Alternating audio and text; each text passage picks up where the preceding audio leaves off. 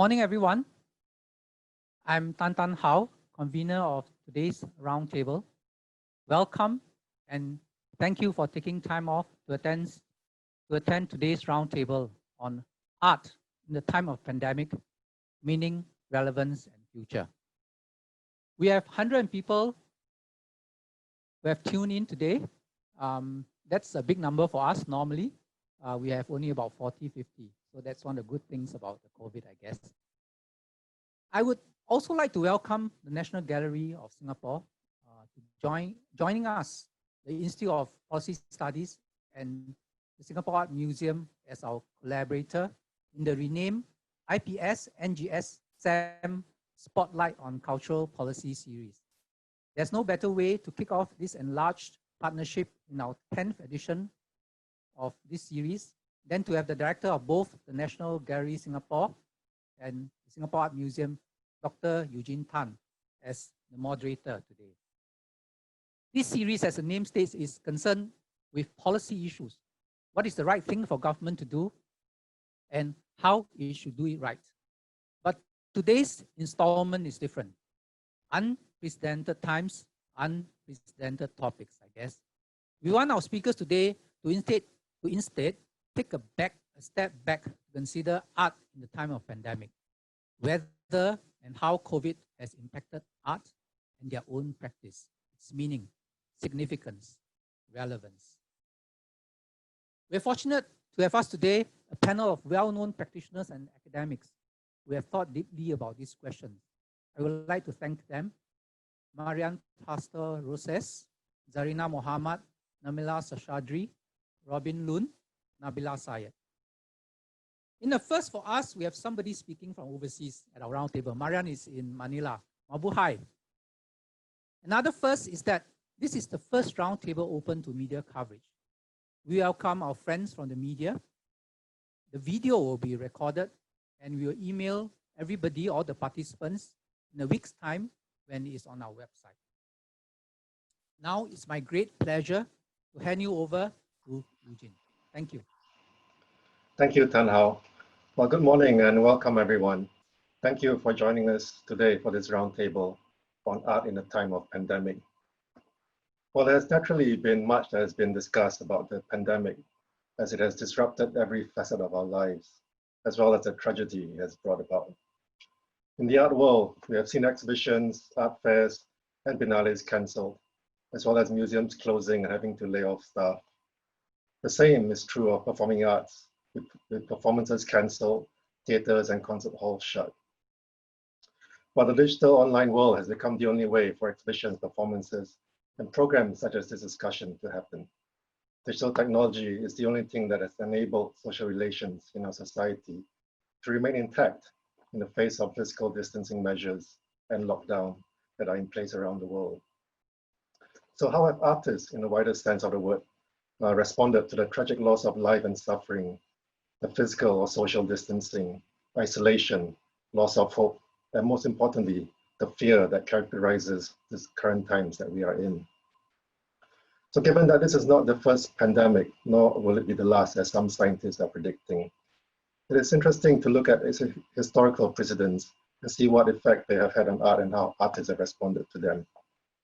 For the last pandemic that the world saw of a similar magnitude was the Spanish flu in 1918, which had a far higher mortality rate, killing millions of people around the world. Reflections on the effect it had on art are circulating. Edward Munch's self-portrait with the Spanish flu from 1919 has gone viral, which depicts him with the flu, as well as another one after he recovered from it. We also know that artists such as Gustav Klimt and Egon Schiele both contracted the flu and died from it. While the flu in 1918 coincided with the end of the First World War, which in itself resulted in millions of deaths, as well as other political upheavals, it culminated in a sense of hopelessness and chaos. The widespread sense of meaninglessness, loss of faith in governments, existing social structures, and moral values gave rise to artistic movements such as the Dada movement in Europe, which seized upon this sense of nihilism and absurdity as a source of inspiration. Another generative instance of the 1918 flu pandemic was the establishment of the Bauhaus in Germany in 1919. The reductive and functional objects and furniture that were created by designers and artists associated with the Bauhaus were believed to have emerged from the prevailing discourse on health and social hygiene resulting from the flu. In contrast to the heavy upholstered furniture of the time, furniture designed by Marcel Breuer and others were made of hygienic wood and steel to facilitate easy cleaning and lightweight and movable. So what can we expect out of the current pandemic? So while museums and arts venues around the world prepare to reopen, including here in Singapore, and thinking of the measures that we need to put in place for reopening, the important question is what effect this has had on art and what lasting impact will it have? So today we will hear from the perspectives of different figures from the arts, artists, performers, playwrights, and cultural workers. Now there will be time for questions after the presentations. And if you have a question, please use the Q&A function in the Zoom app, as the chat function will be disabled. So our first speaker today is Nabila Syed, who is a playwright as well as the editor of Arts Equator. Nabila, please.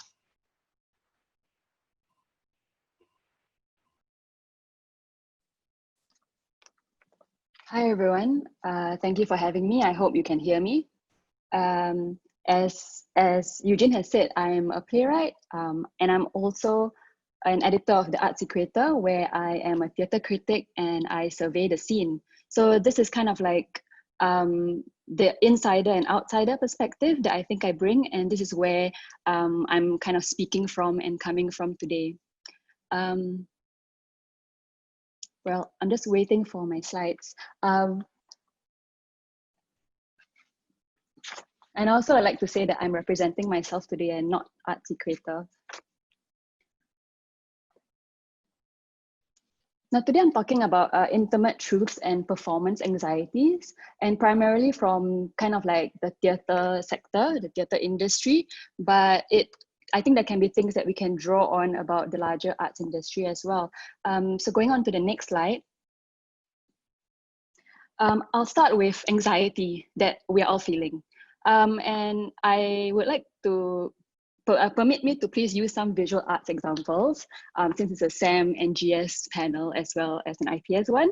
So the first photo, the one top left, is actually a name card that visual artist Zaki Raza actually gave to the president of that time. I think it was SR Naden in 2013. And it says, "I'm not an artist, I am not important." This was in 2013, and it was actually kind of a reference to an earlier work in 1995, the photo on the right, where Tang Dawu actually wore a coat that says, "Don't give money to the arts." And this was also in the presence of the then president, Mr. Ong Teng Cheong. And besides wearing the coat, he also passed him a letter. And on that letter, it said, "I am an artist, I am important." And this he did during a time when performance art was essentially, not allowed in Singapore. And there are a couple of reasons why I'm choosing to start with these photos. But I feel like when we can't do theatre as we usually do, I think that we are essentially going through a similar time of identity questioning, identity making, and identity reinforcing all at once in a very fraught period. And what it comes down to is our notions of personal value and personal worth. So just from experience, so for myself, I find that right now when I can't do theatre, when I can't really write for many reasons, I ask myself, if I'm not writing, am I still a playwright? And these are things that other artists have told me as well. When they're not acting, are they still actors? What it tells me, at least about me, is that I've been valuing myself so much in terms of the work that I'm doing, in terms of the product that I've been creating or helping to create. And I'm so entrenched in this capitalistic structure that when I'm not working, I find almost no value in myself. And that's kind of like a sad thing to think about yourself, And the other thing is that with these photos that I've chosen and with this artwork that I've chosen at the top, is these are artists directly interacting with heads of state.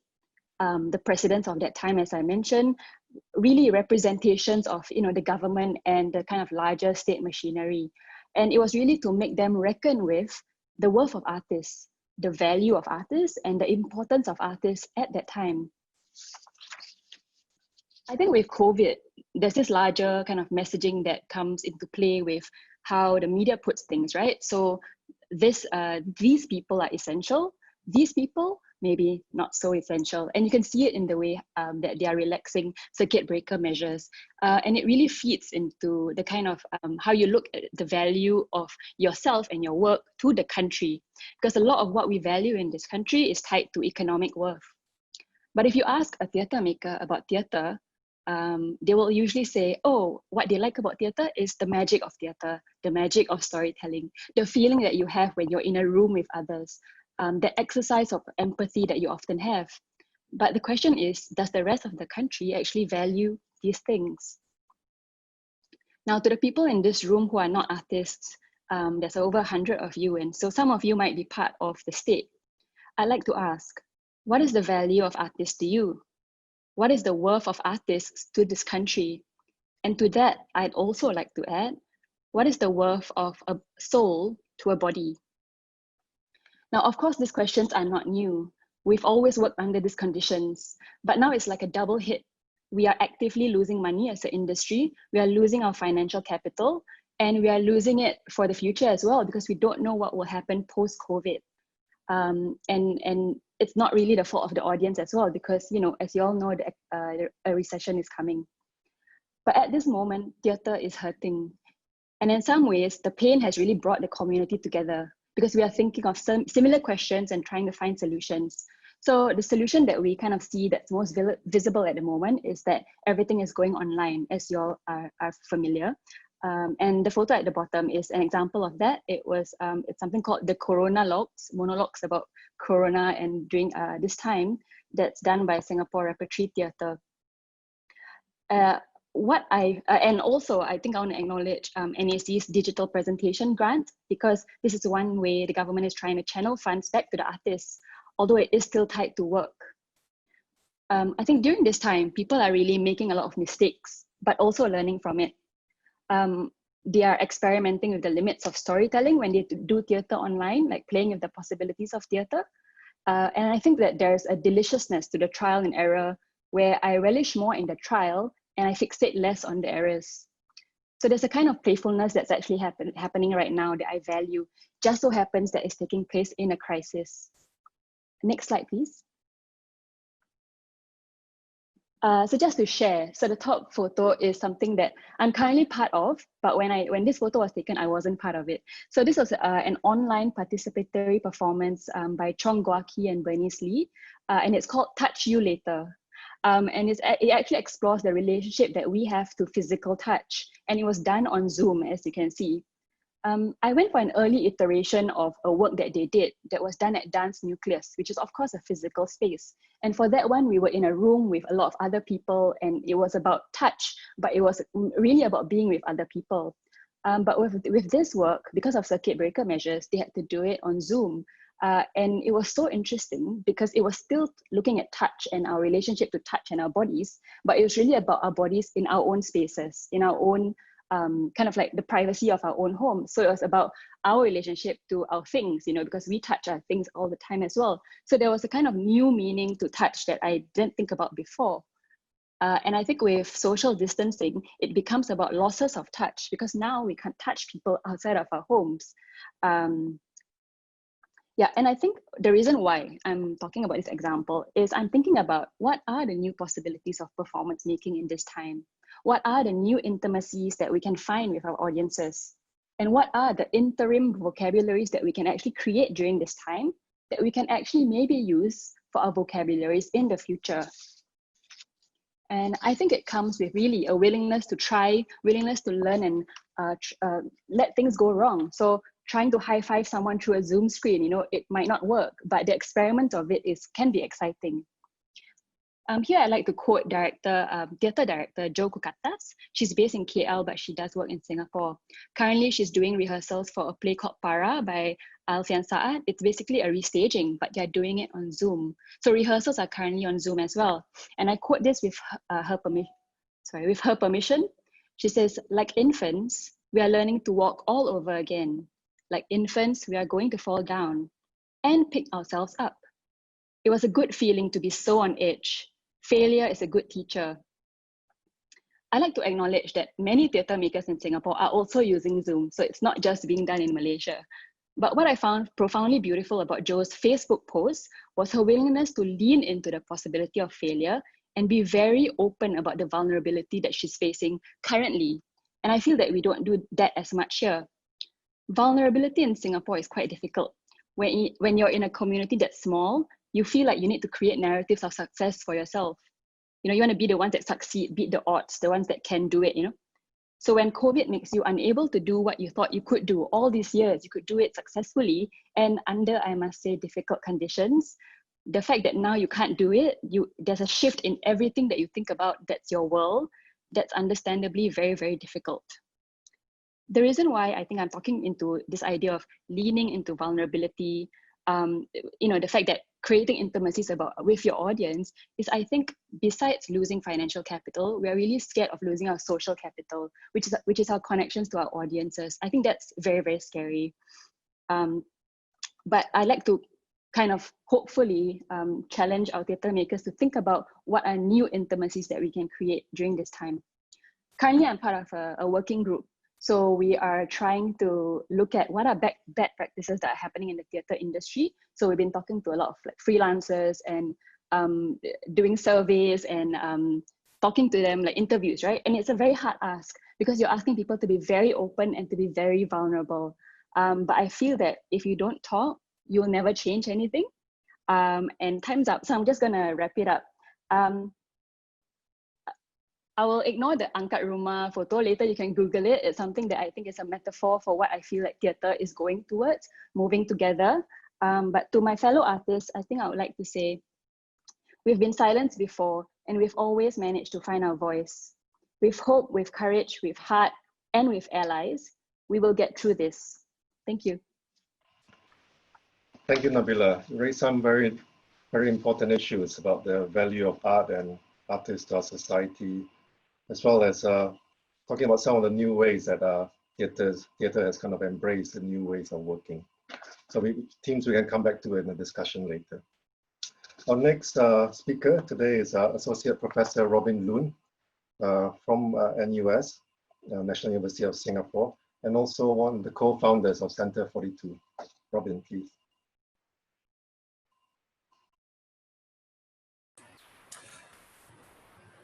Thank you, Eugene, and thank you to IPS for the very kind invitation and the opportunity to talk to everybody about this very serious topic.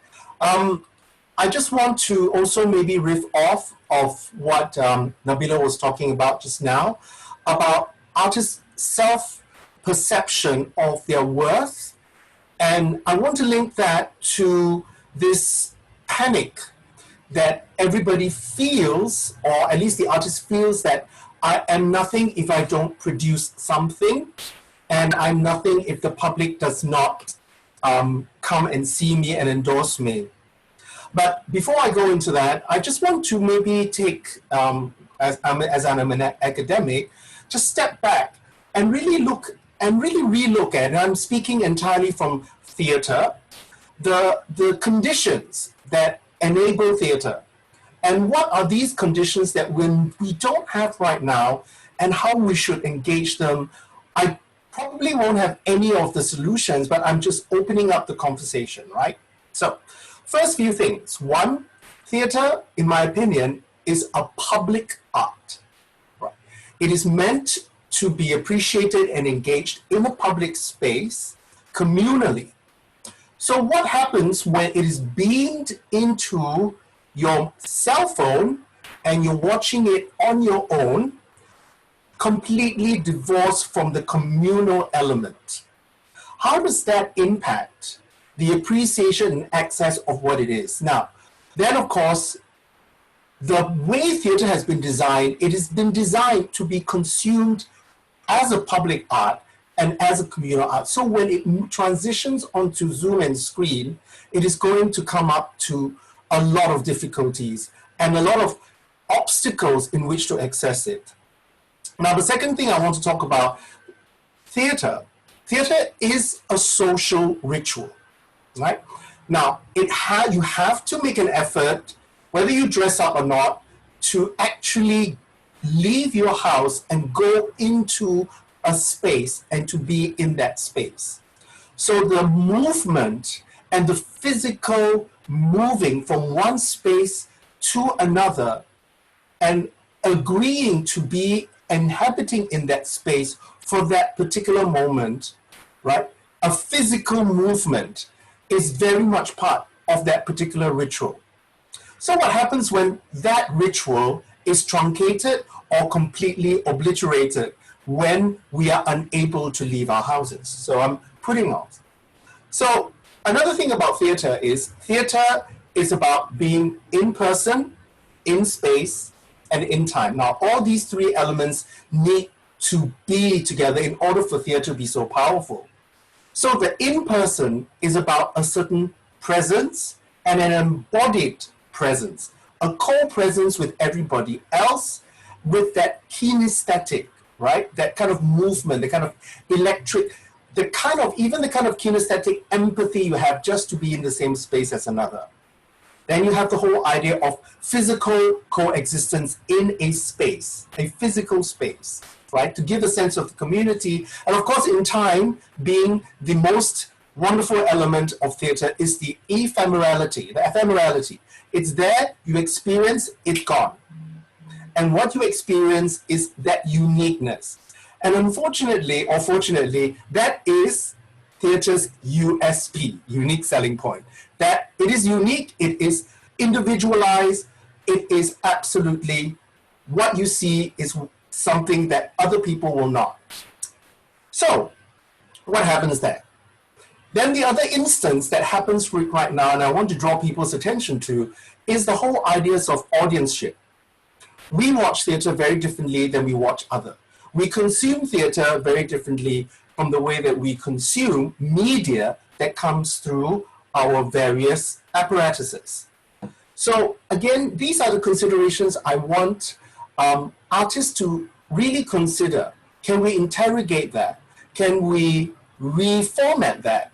Can we reintroduce that? And I like Joe Kukuchas and Nabila Syed's point about, well, it's okay to fail. Let's just fail and let's try and see whether we could. And I also like the idea that it is an interim, right? I would also like to address, I attended a e-learning forum at NUS yesterday, and the Dean of Law, Professor Chesterman, talked about that we have to be very, again, not to be too careless about this, but also be aware of a lot of the doom narratives out there. Oh, this is going to be we're never going to emerge from this, As Eugene had said just now, we survived the pandemic, we react to it very differently, right? So I think then what we need to understand is that we will emerge from this. As a person who really practices art, I have a lot of faith in science to come up with a solution. But again, what is it happening what should we do in the interim? That is important. How do we, as an artist, as a community, empower ourselves, right? Continue our practices in a different format, in a different way, right? That still empowers us and connects us to the audience. And let the audience find out what is it that we do, rather than just show them the end product. So I'm quite interested in that way of thinking, rather than churning out, or rather than going and rushing out to generate content that is really questionable, right? And it's really more a product of what Nabila Syed talked about, anxiety, than an actual kind of critical and creative thinking or kind of imagination.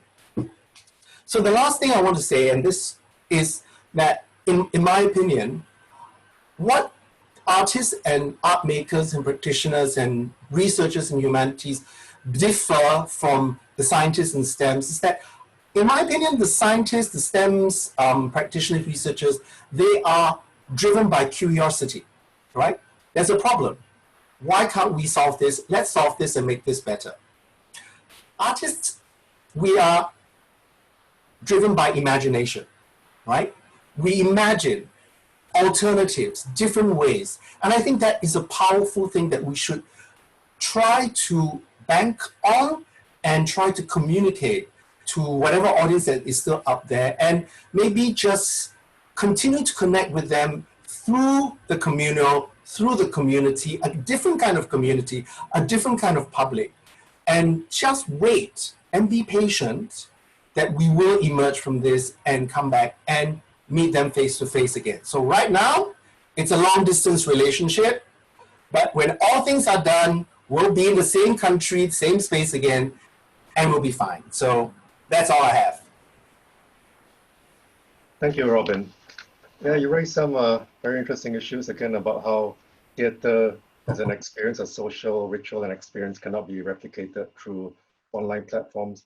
I would argue that that's also the same of art exhibitions, in spite of all the kind of digital platforms that extend exhibitions. It's really that kind of the primacy of that experience with the artwork that is kind of unique to exhibitions as well. But we can come back to these again later.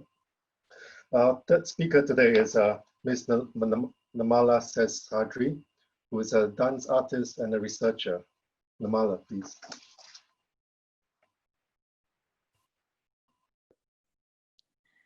I'll speak as a dance artist and touch on my observations and experiences in the field in the current scenario. Now more than ever, and as Eugene has highlighted, I think the relationship between the body, the performing arts, physical space, and this notion of gathering has become so very evident. Dance is about moving bodies, bodies touching, and the coming together of artists and audience. And in that gathering, the art happens. It touches, it moves. Now that we are forced to suspend the ways in which we traditionally gathered, based upon which our dance forms emerged and evolved, whether in the rehearsal studio or physical performance space, what does this mean for dance? In attempting to respond to this question, I will broadly speak on, firstly, the push towards digitalization, secondly, briefly on how artists seem to have been coping so far, and the question, finally, how shall we dance? So let me start with a heightened emphasis on digitalization. During this time of uncertainty, isolation, and trauma, I think art can play a central role in people's lives. Many of us would have seen those memes that did the rounds about the increased consumption of the arts at this time. At a time when so much in every sphere is migrating to online platforms, dancers' bodies too have begun moving into digital space. We have to admit this isn't completely new. In Singapore, as I would imagine in some other countries, there has already been a strong focus on audience development, with digitalization seen as a way of serving this end. But now, the scene is being pushed into this mode of working, creating, and presenting sooner than anyone might have ever imagined. Nuanced conversations that happened previously regarding the digital space are now getting flattened due to COVID. We know that COVID is not going anywhere anytime soon. So clearly, this push to digitalize will happen over a prolonged period and will in all likelihood remain for a very long time. For one thing, it is seen as a way to draw in new audiences from around the world. This migration into the digital space perhaps allows for some extent of inclusivity, affordability, and democratization of the arts in light of the increasingly precarious world we are struggling to exist in. It is a whole different medium, but even when live performance returns, it will in all likelihood have to find a way to coexist with the digital, or not. What if art resists the pull away from the live medium? I dare say because of its corporeal nature, dance to a great extent might just resist it, especially the forms that are completely based on the intimacy of human bodies and that live connection between dancer and viewer. And as for audience, I wonder how long they would want to engage with dance or other art forms on screen. Already people are getting really tired of being glued to the screen. If it becomes an overkill, then it may be detrimental to what we are hoping for. In any case, digitalization has to take its own course. It cannot continue to be about archival material alone or dancing in the kitchen. It's all very fluid and we can't actually determine sustainability at this stage. Much of the material online is going out for free. So there are discussions going on how this could actually impact the arts negatively. So in all of this, how have artists been coping so far? From the independent artists like myself to the big companies, it's very clear that this is a very, very challenging time. Most of what artists wanted to do in 2020 is affected. We will be the last people to be allowed to get back to our workspaces. Right now, either independently in our respective homes or together online, we try to continue working. For myself and my colleagues, our work in all spheres, from residency programs to collaborative studio work and presentation, has been materially affected by being entirely online. So in a nutshell, I'd say artists are trying to firstly stay visible, relevant, and respond to the situation. Nabila has shared some of the interesting responses to such situations historically and in the present. Secondly, we are trying to tap into financial support, stay connected with audiences and also with one another, build knowledge, engage in artistic creation and exploration of new possibilities to be able to stay in the practice. And also, I find that we are just trying to do nothing and be silent. We have very few answers at the moment, but with the whole world at a critical juncture, I believe that it will be difficult to visualize the way forward without the work of artists. How can we take cognizance of the present moment and allow the arts to speak about it? Because this isn't only about a pandemic, is it? It's about much more than that. Writer Arundhati Roy has described the pandemic as a portal or gateway between one world and the next. This leads me to the question, how then shall we dance through this portal? There is something dissonant about trying to replicate dance in ways that we did earlier and organizing online festivals when people are dying everywhere. This is a valuable time for reflection, which is also an important part of the artistic process. In a rapidly changing environment, we all need that time to absorb what is actually happening. So can there be a reflection grant that allows artists to just be, to focus on creation rather than production? Would the wider society be willing to acknowledge the centrality of the arts and do what it takes to support the pause instead of consuming the frenzy? Especially since the ground has shifted, artists will have a lot of perspectives to bring vis-a-vis what this current situation says about being human.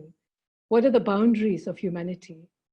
At a certain level, every art form is threatened. At another level, there are differences. Theater hinges so much on people coming together. Writing is perhaps more disembodied. Dance is corporeal, and like theater, it is ephemeral, and it has been happening in diverse settings.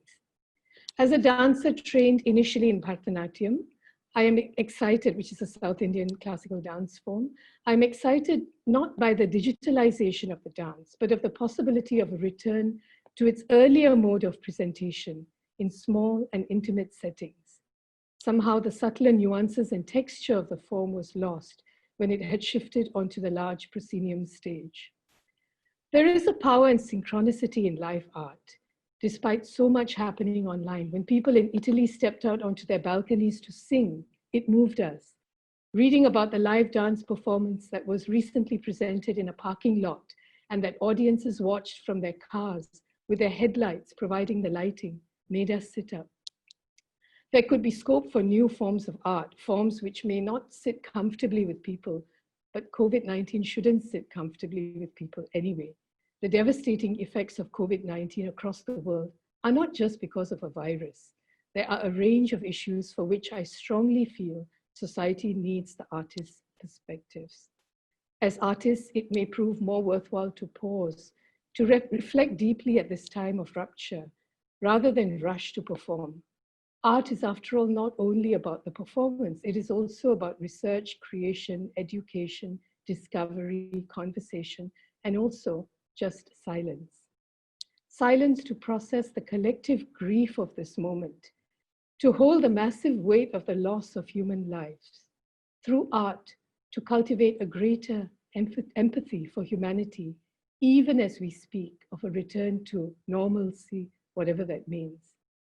And I want to conclude by quoting Arundhati Roy, who says, "We can choose to walk through the portal, dragging the carcasses of our prejudice and hatred, our avarice, our data banks and dead ideas, our dead rivers and smoky skies behind us.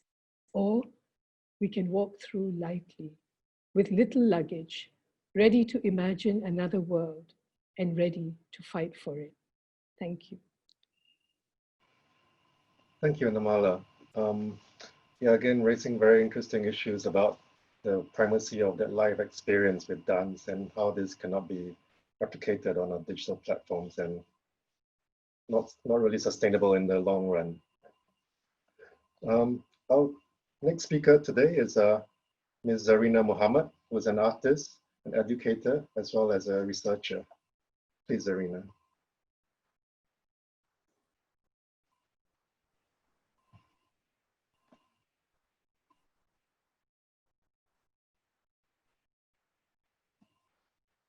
Hello, hi. Thanks IPS and Tan Hao for this invitation. I think I just wanted to kind of respond to some of the things that Nabila and Namala mentioned. But I think when Tan Hao first spoke to me about this roundtable, I think my first immediate response was how artists or just people in general, how we don't have the same access to resources, support networks. And I mean, how then do we as artists, as a community, sort of try to address this and cope with this? I mean, I think I cannot agree more with what Nabila mentioned about how we're so much entrenched in this capitalist system that it's easy to sort of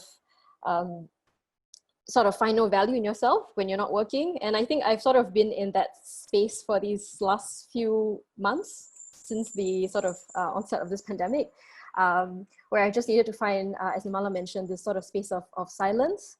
And I mean, I think just to also follow up from that lovely point, that quote from Arundhati Roy, just, thinking about this pandemic as a portal, as a gateway, as perhaps a way for us to rethink how we are crossing these perhaps obliterated thresholds.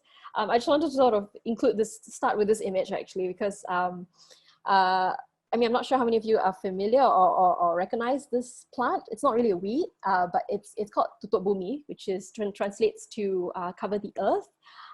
Just a bit about the plant. It's a leaf form which lies flat on the ground. It covers more than its share of space. And generally, I mean, it's from what my grandfather have told me, it's associated with the pentacle seal of Solomon. So the English name for this plant is the seal of Solomon, and it's believed to sort of confine evil spirits or jinns underground. But I mean, interestingly, the medicinal properties of this plant is that it's reputed to be potent for all diseases if you know how to sort of work with it.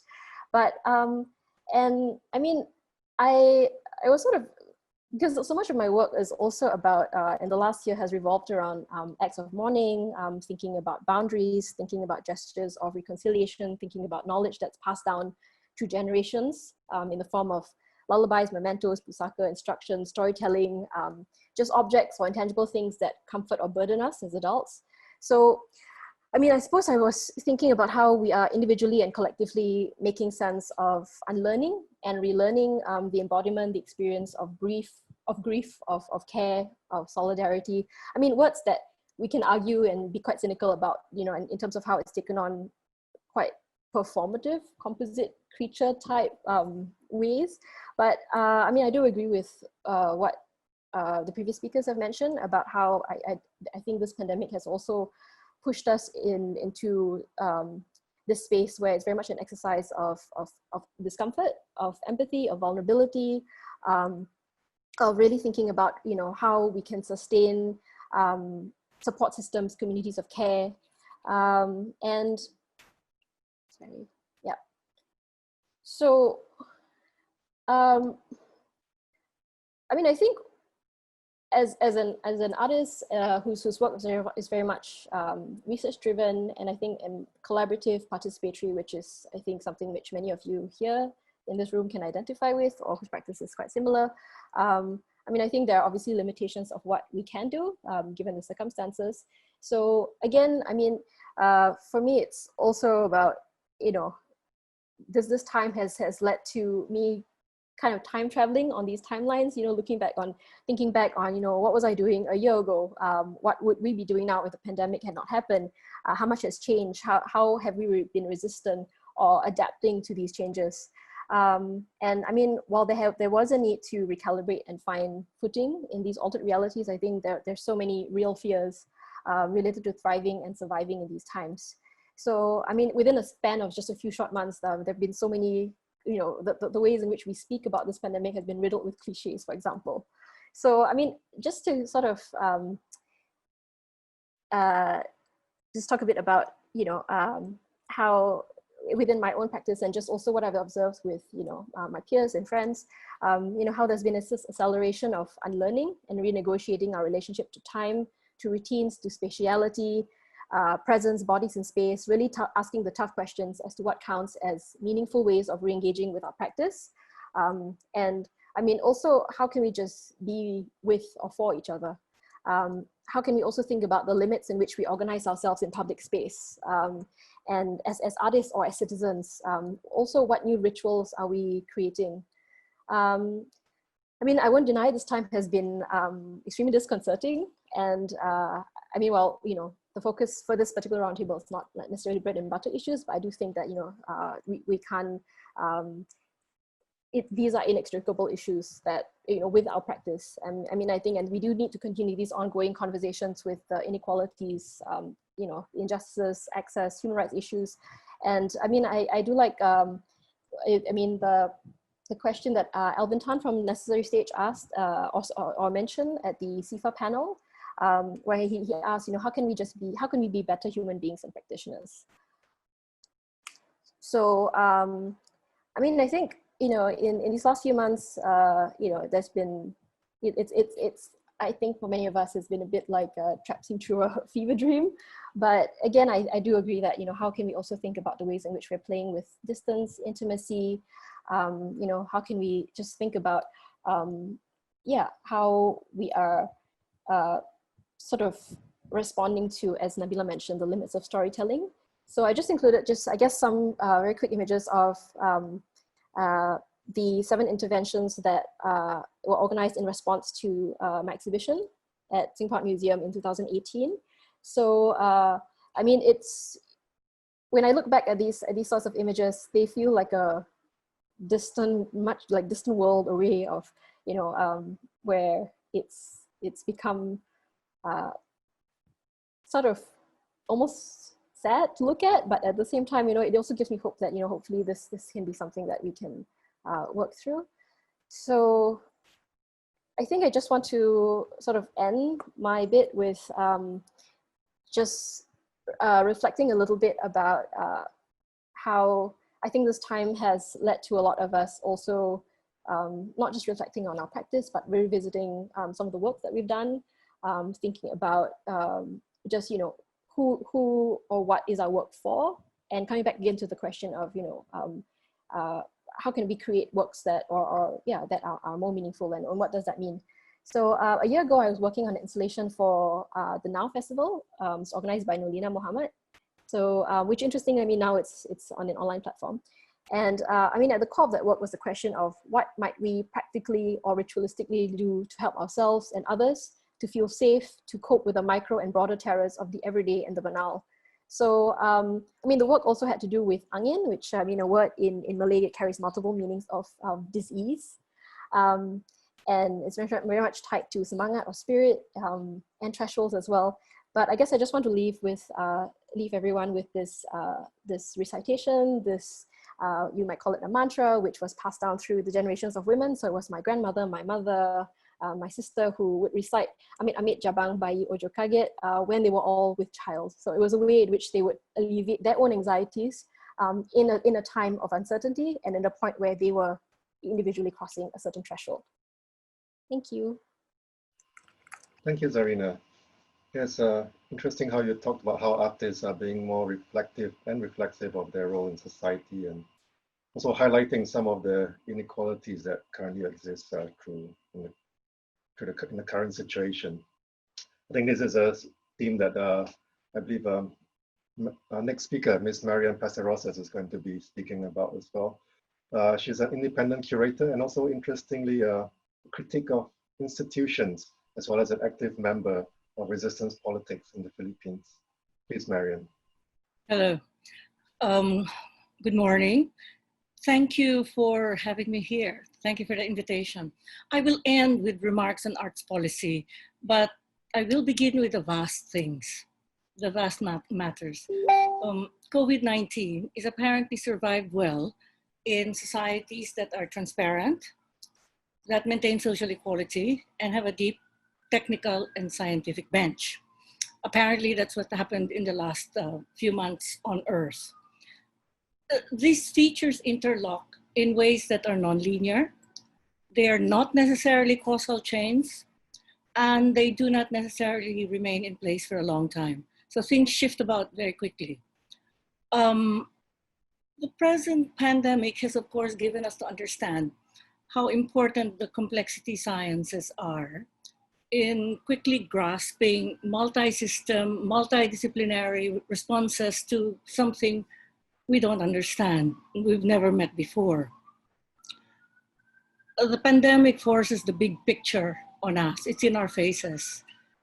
The ability of nations and humans to grasp the next 10 years, it's 10, it's not 12, of climate change is being rehearsed now by all of us as an entire species, bar none. More importantly, for our topic today, climate change and pandemics and the way human societies are organized are locked into dense dynamic ecologies that at present, I believe, exceed the capacity of human imagination to grasp. The complexity eludes us. I believe that the craftsmanship of policy under these circumstances requires a combination of humility and mastery. This is not unusual. I think we should be good with this combination of humility and mastery. But let's begin, for example, with our metaphors, which I think are totally inadequate now. Dystopia, for instance, as a word, sounds now a little bit too romantic. Nation, conceptually and perhaps in practical terms, seems to be too small, a unit of analysis, even if it is the most raw or close to us.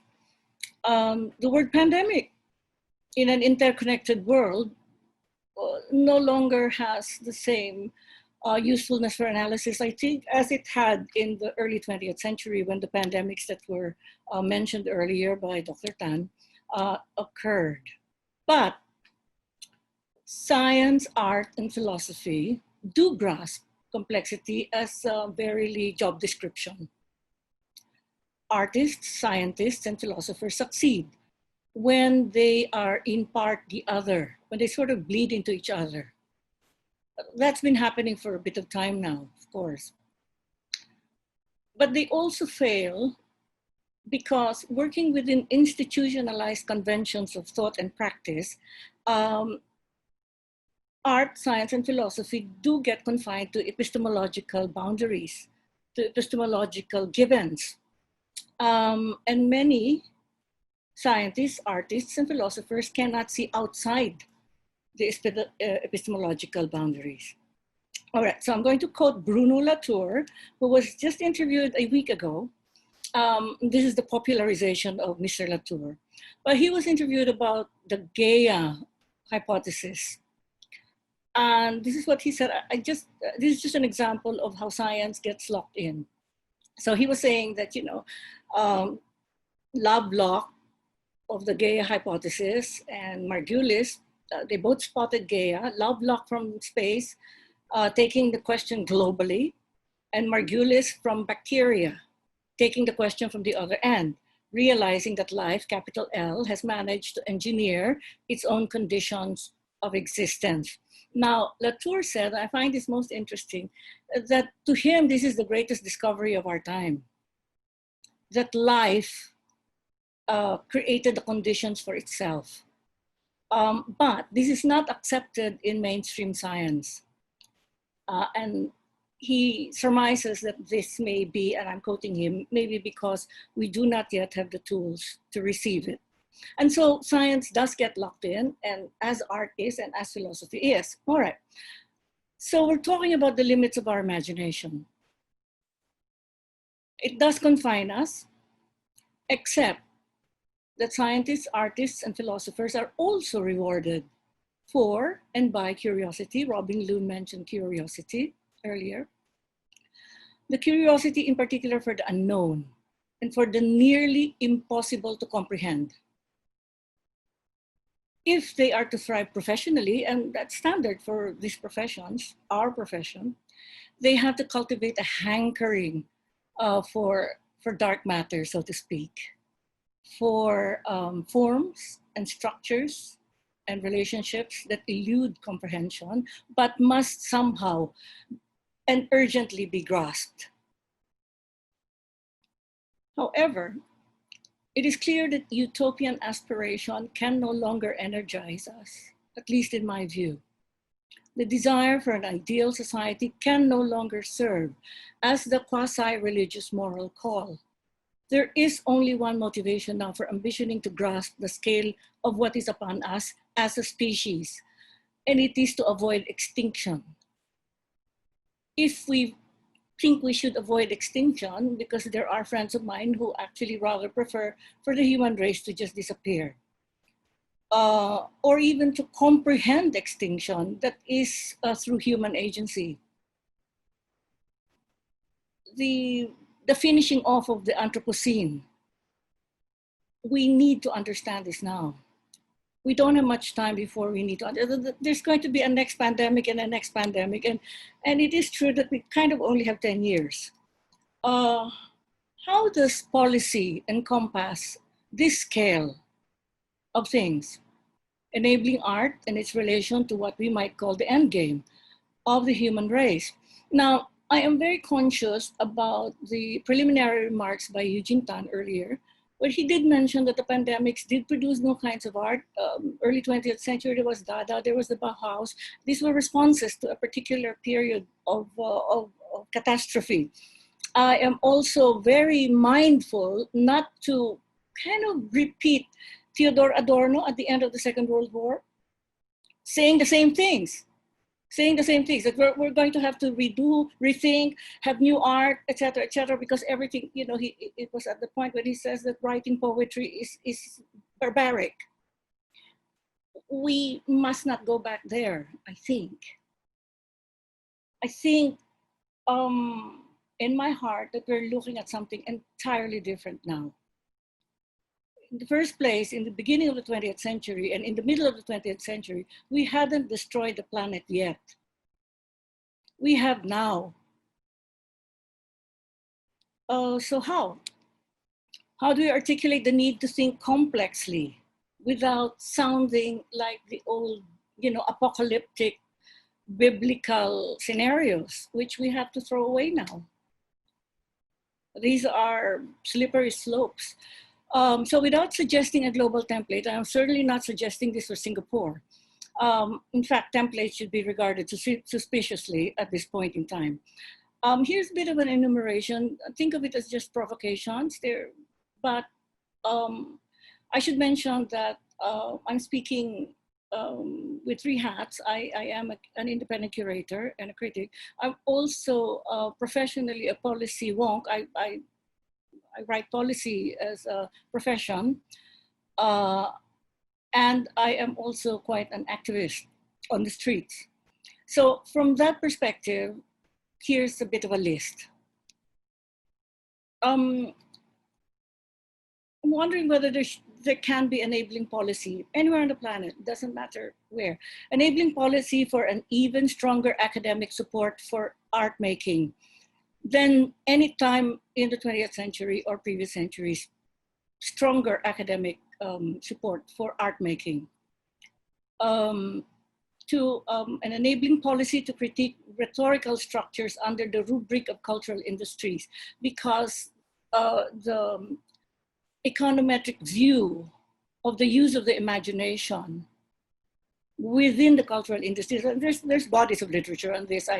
I'm not the first one to have reservations about cultural industries as a rhetorical frame, and indeed institutionalizing agenda. We already know that looking at things from an economic perspective and looking at labor from a kind of 19th century idea of labor is already not permitting the imagination that we need urgently today. Enabling policy to facilitate liberation from regimes of thought that instrumentalize art.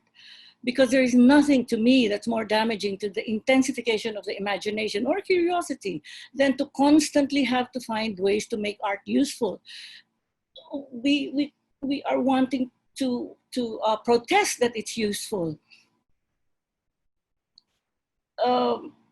That locks in the imagination. And to me, it's a matter of life and death.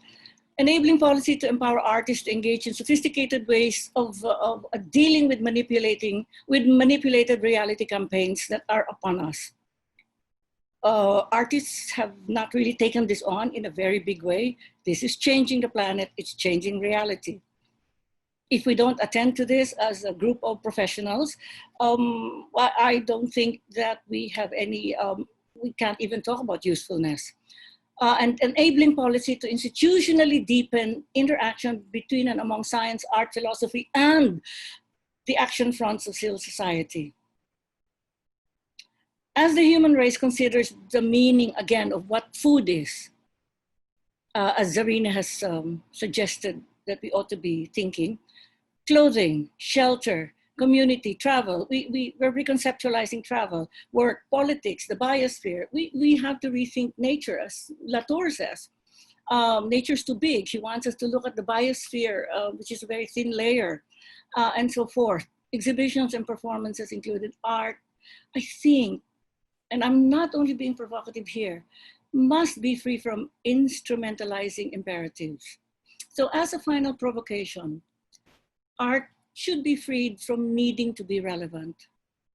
Now is no longer the time to worry about silly art made from intra-art concerns created with inordinate carbon footprints. That stuff will not adapt, and it will fall by the wayside. Art will have to be scientific, philosophical, and activist, or it will simply be empty. I'd like to end with that wall around the White House, which was erected by Donald Trump to wall himself in, and it's now, you've seen the pictures. It's now been taken over performatively and in a gallery-like space to declare the rawness of what's going on in the United States. So we had about 4 months of the United States cities being drained of life. Like the rest of the world, streets were emptied and the cities were emptied. And then suddenly the streets are full. Suddenly people actually know that they're going to die by being performative on the streets. And suddenly we thought that we're going to have to think cities again as rethink what the public space is, rethink what the street is, rethink our relationships in our communities in urban space. And then suddenly there's this eruption in the United States where everybody is willing to die. And then in the middle of it all, there's this fence that suddenly gets full of art. I find it gives me hope. Thank you. Thank you very much, Marian. Yes, no, interesting questions about, again, the value of art, going back to the issue that Nabila kind of raised at the beginning. And also I see some questions coming up about this issue, how the identity of artists are related to the value of the work that they're seen to produce. Also for the performing arts community, that the fact that they have to be seen for that kind of value to be manifested. And also recognizing that this is all part of the kind of neoliberal capitalist system that reinforces these ideas. So maybe you can stay on that topic, and I will ask the first question, which is from Alfonsia. So I see the questions already coming in. And for those asking questions, can I ask that you just identify yourself, whether you're associated with an organization, or if you're an artist or a playwright.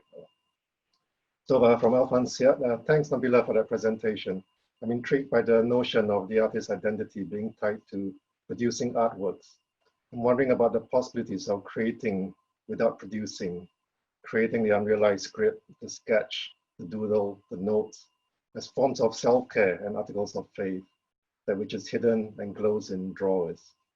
I think this also goes towards what Marian was saying about art being useless in that sense and not having any use value in our current kind of societies. Right? Any response to that from this panel?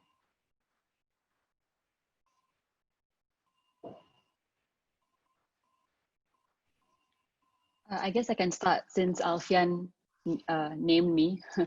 um, I definitely like echo what Alfian is saying about valuing the process of making art and not just the product, right? Even if that's what we're conditioned to do within the grant system that we're working in, within the economy that we're playing in. I've been kind of wondering about grants that can, and I know Alfian didn't talk about grants, but grants that are tied more to R&D and work in progress, which is not something that exists in Singapore with NAC at the moment, but exists in like other art scenes in the UK, for example. And I've been wondering about whether we can do those instead of always kind of thinking about the end product. I feel that like on a personal level, I've been having amazing meetings with people just brainstorming ideas, talking about some things that we can do. If it has to be digital, how can we make the best use of it? You know, sometimes like we can't just wait till theaters open. Like, what can we do now? Because working actually is what is keeping us going. It's what is keeping us like motivated, and it's what is keeping us really in contact with our fellow artists. And I'm currently trying to explore that with my collaborators as well. And I really hope that people in the industry are tapping into their networks and having those Zoom meetings, you know, even if it lags, how can we continue talking and continue breaking down the walls of even just the Zoom boxes? Yeah, that's my response to Alfian. Does anyone else would like to respond to that in the panel?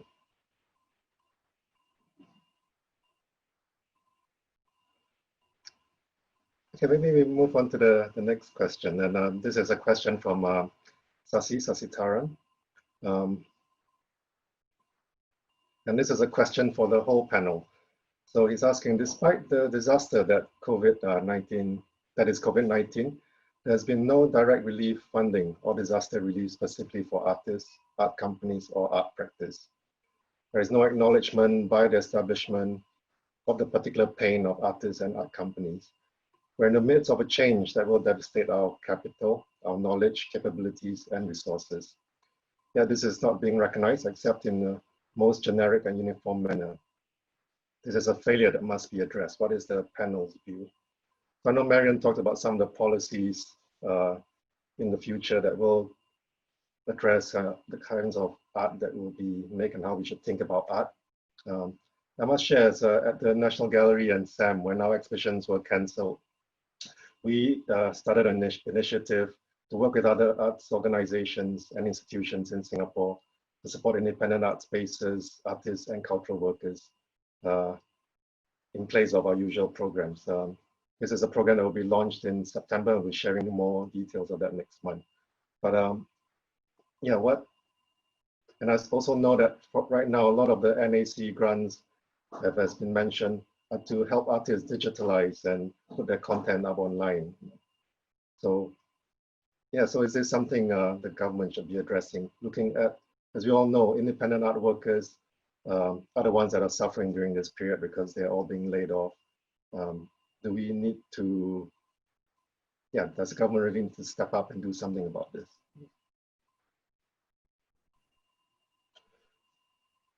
Yes, Namala, please. I just want to say that I completely agree with Sasi on this. And this goes back to what I said earlier about the portal. If economic gain is going to be the only thing that is carried through the portal, then society has to reckon with the active choice to leave artists behind. So while theatre, dance, that is writ large, may survive, many theatre and dance groups and artists among the most marginal in their respective scenes will almost certainly not. And we have to come to terms then with the loss that was allowed to happen. So that's really my perspective on this. Marion, please. this could be a little bit of a story, but it's to do with government and the arts. As you know, the Philippines is a dystopic, dysfunctional country, and more so now, and dangerously so. So when the pandemic happened and the lockdown happened, it was clear that the most densely populated city, metropolitan area in the world, with about 15 million people, many of whom are in very dense environments, that they will fall like flies, that there will be massive hunger. And so what happened, I'm really quite happy that this happened. Just 5 of us online on Facebook decided that we should hold concerts every night to raise funds. So to make a very long story short, nearly all of the musical artists of the Philippines went online for 2.5 months every night, except weekends, to perform. These are the biggest rock stars all the way to the up and coming, classical singers, etc. About 200 musical artists online every night. We raised nearly $2 million. We fed the urban poor. And while this was going on, we knew that many of the artists themselves were suffering because they were obviously the first people, especially the performing arts. It's not just the stars, it's actually the back end people, the crew. They have no jobs, but they all helped. And the reason for, it's very hard to wrap my head around this. Part of what I think made it work is because we allied with a very organized urban poor association of about 70,000 members, and we were able to actually deliver food before the government delivered food. I'd like to think that we staved off anarchy, although you can't measure such a thing. But $2 million worth of food to the urban poor of Manila through just singing every night.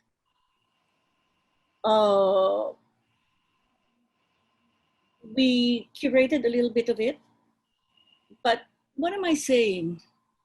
In dire circumstances, the jumps that you were describing from corporeal to online, from the performative on a street to another kind of street, inner streets. This can happen very quickly. This can happen instantly. It happened for us when in 3 days we were online. In 3 days of concocting this project, we were online in 3 days, and we went on for 2.5 months with performances every night, and they were all fumbling about. That's what Nabila was saying. It doesn't matter if everyone was fumbling. They just sang. And to me now, this now colors my perspective on the relationship of government and the arts. If the government's not doing anything, apparently even poor artists can do something. And apparently the poor themselves can do something, because our distribution system for the food did not go to the mayors and the little chieftains. It just went to the urban poor organizations, and not one packet of food was lost. We managed. Perhaps it cannot happen again. Perhaps this is a matter of shock.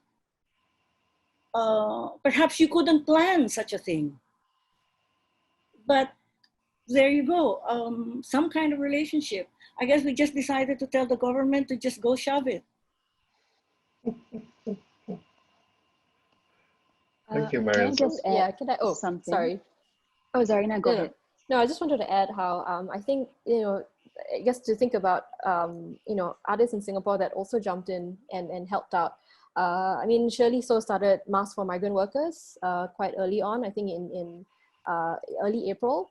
And I mean, within the first week of her starting this initiative, artists came together and sewed more than 1,000 masks, which were meant to be distributed to Home TWC2.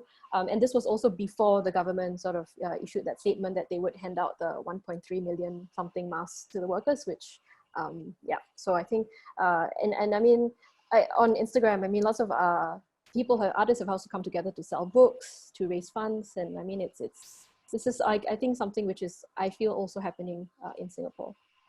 Sorry, just wanted to add that. Yes, Nabila, you wanted to add something? Yeah, thank you, Zarina, for sharing that. I wanted to mention that a little bit, but also I feel that in Singapore, I kind of like shy away from using the word disaster, or that word kind of is fraught for me, because I've spoken to some artist friends in the Philippines as well, who say things like, you know, there's privilege in just using this time for reflecting. There's privilege in just not doing anything. And I am guilty of that. And when I think about it in relation to people in the region, I get very uncomfortable. Of course, I kind of agree with Sasi, that being said, but I wanted to also talk about, like, besides disaster relief, I feel like the relationship between arts and the government has always been complex, has always been fraught. And to suddenly be like, please help us, I almost feel like I don't know how to say that message in a way that honors everything that's happened in the past. So I almost feel like, instead of disaster relief, like, what is almost like the trauma relief? Like, what are we using to rebuild the relationship that we have with the state in the country? There's so many questions that almost need to be answered before just talking about disaster relief, even if disaster relief is the most urgent kind of thing that we need right now. So those are some of the struggles that I'm facing. Eugene, can I weigh in on this? Just very short.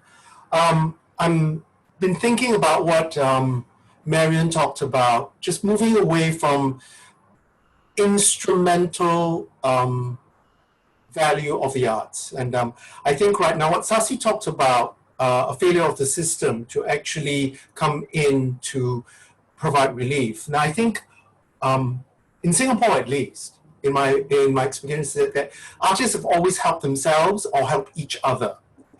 And I think what really is required right now, if governmental agencies are not fast enough to step in with the necessary or the adequate, then artists, we really must. So I'm speaking on behalf of another organization with which I represent, which is Center 42.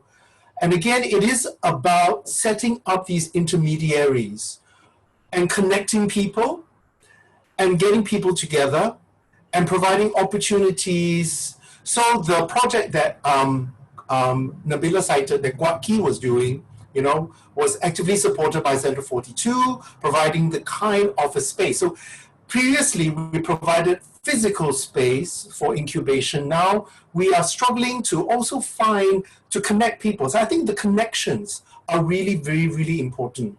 So if a dancer, somebody like Nirmala, who needed a tech person to tell me, how do I work this thing? How can I negotiate? You know, we need to set up more of these intermediaries and these kind of support and self-help groups to come in together and says, well, hang on, I know how to do this. Let me connect with you. This is the kind of conversation that Nabila was talking about, that we need to have those conversations. And those conversations have to be driven not by a certain kind of remorse or kind of pain that we're going through. Maybe it should be driven by the pain, but it also should be driven by, okay, all right, what are we going to do? We are not going to be helpless. We're not going to be disempowered.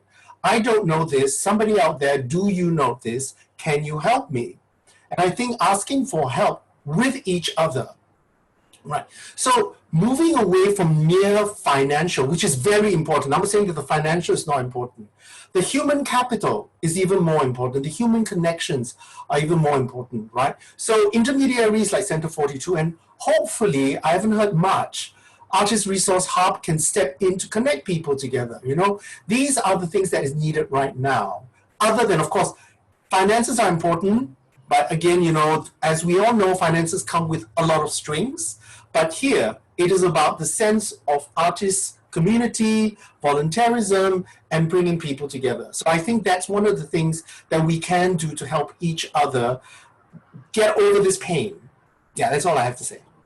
So about reinforcing the social bonds that really kind of hold us together.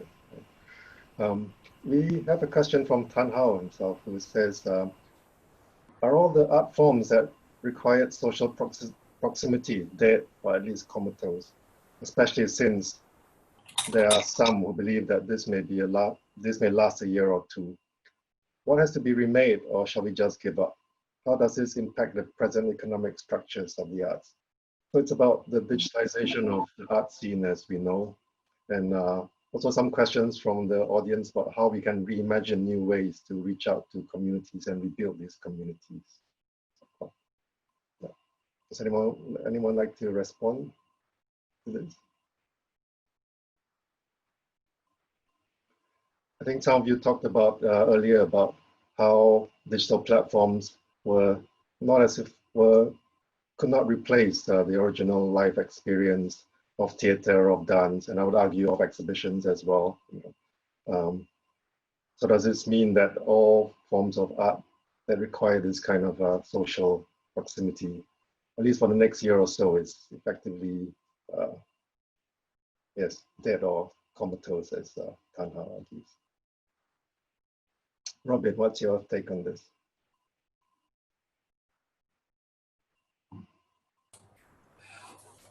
I've been thinking about this, right? So let's look at timelines. We're currently in phase 1, right? Which is just maybe soft circuit breaker, right? Soft circuit breaker. And then if we move to phase 2, so Marion, if you don't know, our easing of the lockdown has been introduced. The government has introduced them in various phases. So when we move on to phase 2, right? So, and when smaller gatherings are together, would it not be possible for smaller productions to be playing in spaces, right? So you get the actors to come together, rehearse, maybe 2-handers, 3-handers, multiple cameras set up, and offer an audience a multiple channel, multiple audience experience, as it would be if you were to watch something on screen. So smaller actors, smaller ensembles playing to nobody. And then when we move on to larger spaces, smaller audiences. So I kind of like what Nirmala was talking about, dancing to smaller crowds. So again, as we ease out of it, maybe what we should do is to still present theater, but until such time when physical audience will go in to watch it. And I quite like the idea of small groups. I've been to very intimate performances that are so moving, right? Of course, the cost effectiveness here, that's the finances. I know what Tracy's talking about. So we need somebody to offset some of the costs so we can still provide that very, to me, an essential experience. So maybe when we move to phase 2, just we go back into Singapore. Theatre has a lot of plays with 2-handers, 3-handers. Bring it, or get purposefully written plays, right? I understand Necessary Stage is starting Writers' Cove again. So get small plays that are meant for the theatre, and then use the technology, multiple cameras, multiple captures, right? And then offer that kind of experience that is live, then, audience control, that is not film edited centered. And then when you can have more people in the audience, we move that slowly. So I just received a picture from the Berliner Ensemble the other day from Facebook that they're removing seats, right? So there are ways to get around that. But again, to come back to full capacity, it's not going to be possible in the near future. So what Tracy Pound talked about, safety, proximity, we can still do that, but we will not be able to make it cost effective. That, I think, is where the financial part can come in, right? So I think then there is a way to slowly ease us back into live audience, and most importantly, and what Nirmala was talking about, the gathering of people, right? That is what really energizes a lot of theater performances. So again, if we move that and strategically think and select, so big musicals, you know, those are not going to really happen, right? At least not in the near future, but smaller intimate plays that can still connect with the audience, right? So yeah, maybe throwing ideas, multiple cameras, you know, we have the technology, multiple streaming. And also would like to caution everybody to think that, you know, what the National Theatre is putting up right now, that is from their archives, from, you know, from Donmar Warehouse, they were specifically produced to be screened, yeah? A lot of what we have right now are single camera captures that are really not sustainable for long-term watch, right? So we must think in terms of then repackaging whatever that we have in the interim. I stress, it is in the interim, but this interim can be empowering because we can learn something about it and have a separate kind of parallel development that add on to, or I hate to use the word, theatre's business model in Singapore. That's all I have to say. Thank you. Maybe as we're running out of time, I'll pose one last question to everyone on the panel and use this to also make some of your final remarks. I think a lot of our audience were touched by two things. One, kind of the value of art, the value of artists and the work that they produce and how this is manifested. And also Marion's talk about the convergence of the different crises, especially the climate crisis together with the pandemic. And of course, we're seeing the inequality coming out as well. So the question is, from Sunita is, what are the panel's thoughts of new ways of thinking and a policy that is more integrated between art, science, and civil society? And could this be possible here in Singapore? Nabila, would you like to start on this?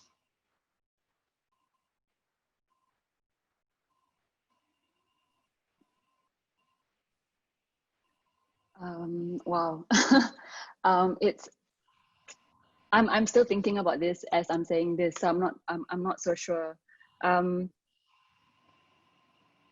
Because I'm also a theatre critic, I found that recently it's been really hard to just look at theatre on its own, just art on its own.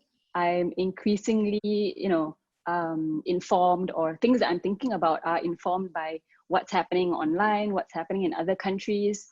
And I'm even more plugged into what's happening in the region, which is interesting because we were always part of the region, but suddenly there's like a greater awareness that we are going through the same things, even if we are dealing with them or we have different kinds of resources.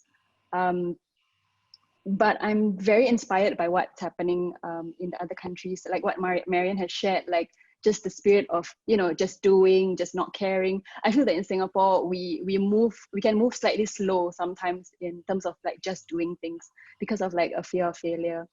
Something that Sunita is talking about, I feel, is one of those things where you want to have it, you want to have the spheres to be overlapping a lot more, but it's very hard if I think the way that the government is run and the way that departments are run, that they are run separately.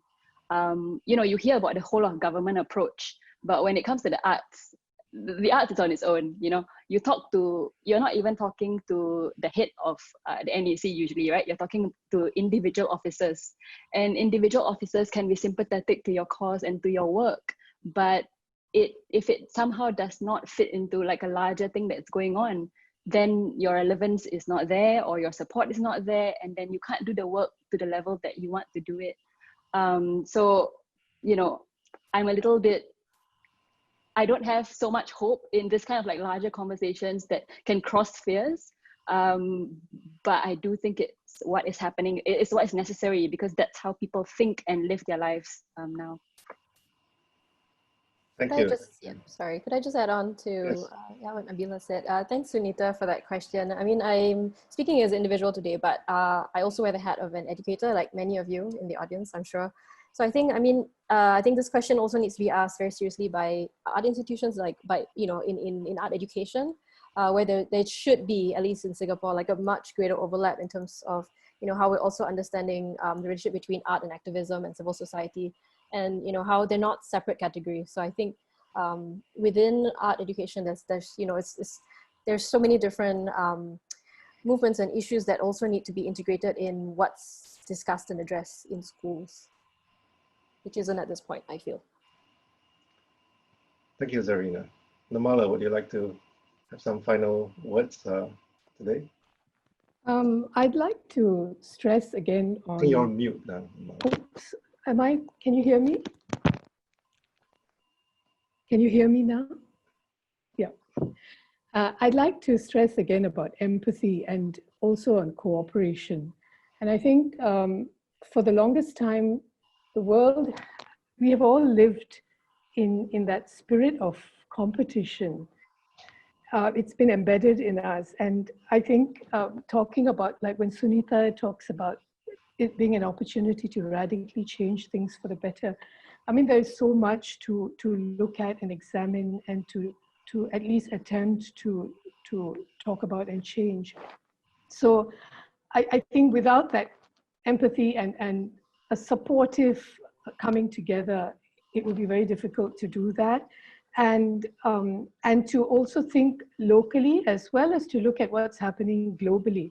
So just in response to what was discussed earlier, for instance, today, in fact, an online performing arts festival is being launched in India and South India by the musician T.M. Krishna. And he's raised funds actually for artists who are marginalized and dissociated from this digital economy. I mean, we're all saying digital, but there are people everywhere in the world who can't be can't tune into this economy.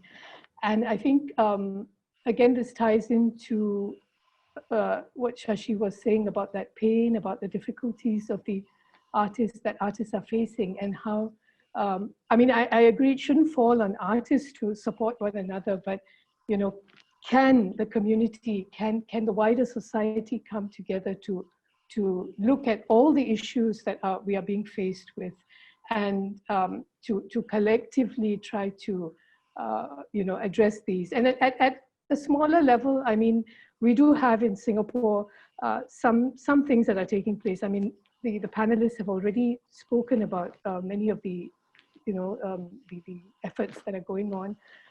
We do have, like in my case, I'm an associate member of Dance Nucleus, and immediately when this whole situation began, our artistic director pulled us all together to look at how we could still continue our practice, of course, viewing it through the lens of whatever is going on.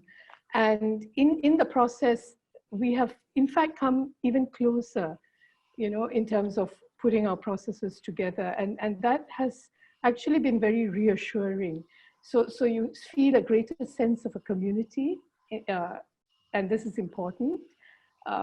So these are the kind of things I think to actually find ways to come together, even if we can't come together to watch theater or watch dance, we can come together to address what needs to shift in our lives and what we've taken for granted all these many, many, many years. Thank you, Nirmala, for that. Robin, any final words from you today? I think I've already said this about solidarity and coming together and finding a usable, feasible solution. But I also want to caution that, again, you know, I feel personally, as a person who really is very much invested in how theatre is, that the move to the digital and online platform may or may not expose other fault lines. By this is, again, accessibility to tech, right? So everything is going online. Simple things like a stable bandwidth, simple things like having, you know, just a subscription. You know, people say, oh, just go to Starbucks and use their Wi-Fi, you know? So I think that changes the nature, because if you are moving, so we have to be aware that if we are going to seriously move things into a digital platform and come together and come to a different solution, we must take into consideration that the context and environments are going to be very different, right? So, but I just, again, you know, I just want people to be, you know, I always feel that there is possibly this whole kind of, we kind of comfort ourselves as, okay, the digital is a good alternative. Everybody's doing it anyway. Everybody has a mobile phone, so we'll do that. But not everybody has access to the kind of tech. And for spaces that don't have that, you know, well, previously I could just, okay, theater tickets are not cheap, but all I had to do is to buy a ticket and go to a space. Now I have to make sure I have this, I have the platform, I have this and all. And that again adds another layer of obstacle to people assessing the art and the performance, right? But apart from that, I think, again, you know, I wish we had time to address what I see now, Charlene's question, which is really, really important. And I'm hoping that we will be able to have further conversations about this. But again, the moving from live to digital is very, very complex. And I really urge us to think about it a little bit more before rushing to, okay, this will do, and then do that. Yeah, that's all I have. Thank you, Robin. And Marian, final words from you today?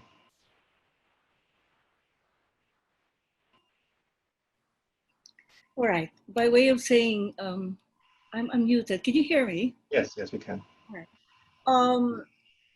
The digital world and the corporeal phenomenology of our lives, there isn't much choice. It's here. Is there social inequality? Yes, there's social inequality. Must it be thought of? Yes, of course, as a matter of policy, but also on the part of people like Mr. Zuckerberg. It's here. This is our planet. The reason that I think this way is because I've had some experience over the last 2 years in the manipulation of reality and how to fight it. It's a grueling fight. It's pretty terrible. And I'd like to think that if we had more artists in the realm of this trench warfare, with some use of greater imagination and greater, a bigger sense of curiosity and some sense of, in effect, are we going to yield that space in the creation of what's real to manipulators? That's kind of top of mind to me, because it's actually more real than real in many cases. I mean, the world is changing because of the alteration of reality. Now, do we want it? Well, that's an area for thinking. But when we start thinking, let's remind ourselves, and I remind myself all the time, that we've always thought, I mean, for the last many, many decades, we've talked about multidisciplinary approaches. We've talked about multi-this, multi-that. We tried to put things together. But I think what we need to think about now is how you actually construct the interface. And to me, if we're going to head home to policy now, because I understand that this is a discussion about policy, policy to me is the crafting of the interface between different operating systems. That policy must actually be the craft of devising how it interfaces with particular end goals in mind. So yeah, we obviously have to think harder about what we've said for a long time. So thank you. Thank you for that. Well, I think there's been a lot of food for thought today.